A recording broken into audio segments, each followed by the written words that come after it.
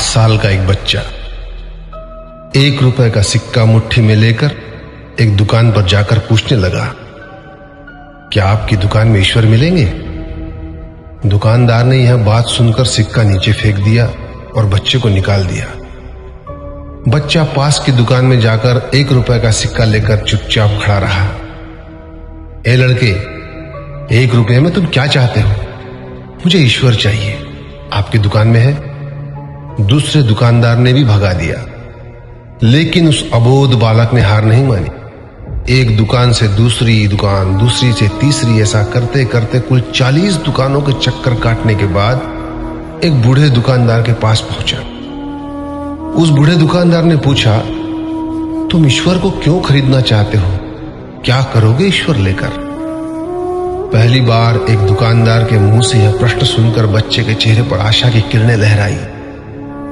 लगता है इसी दुकान पर ही ईश्वर मिलेंगे। बच्चे ने बड़े उत्साह से उत्तर दिया, इस दुनिया में माँ के अलावा मेरा और कोई नहीं है। मेरी माँ दिन भर काम करके मेरे लिए खाना लाती है। मेरी माँ अब अस्पताल में है। अगर मेरी माँ मर गई तो मुझे कौन खिलाएगा? डॉक्टर ने कहा है कि अब सिर्फ ईश्वर ही तुम्हारी माँ को बचा सकते हैं। क्या आपकी दुकान में ईश्वर मिलेंगे? हाँ मिलेंगे। कितने पैसे हैं तुम्हारे पास? सिर्फ 1 रुपया। कोई दिक्कत नहीं है, 1 रुपए में ही ईश्वर मिल सकते हैं। दुकानदार ने बच्चे के हाथ से 1 रुपया लिया और उस 1 रुपए के अंदर 1 गिलास पानी के अलावा बेचने के लिए उसके पास कुछ भी नहीं था। इसलिए उस बच्चे को फिल्टर से 1 गिलास पानी भरकर दिया और कहा, यहां पानी पिलाने से ही तुम्हारी मां ठीक हो जाएगी। अगले दिन कुछ मेडिकल स्पेशलिस्ट उस अस्पताल में गए।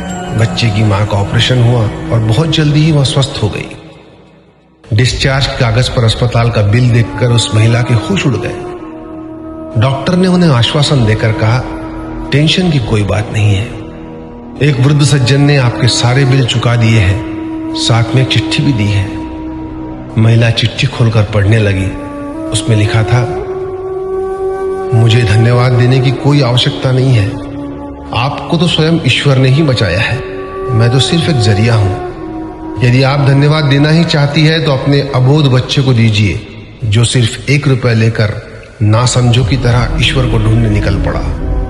उसके मन में यह दृढ़ विश्वास था कि एकमात्र ईश्वर ही आपको बचा सकते हैं। विश्वास इसी को कहते हैं। ईश्वर को ढूंढने के लिए करोड़ों रुपए दान करने की जरूरत नहीं होती। यदि मन में अटूट विश्वास हो तो वे 1 रुपए में भी मिल सकते हैं। आइए इस महामारी से बचने के लिए हम सभी मन से ईश्वर को ढूंढें, उनसे प्रार्थना करें।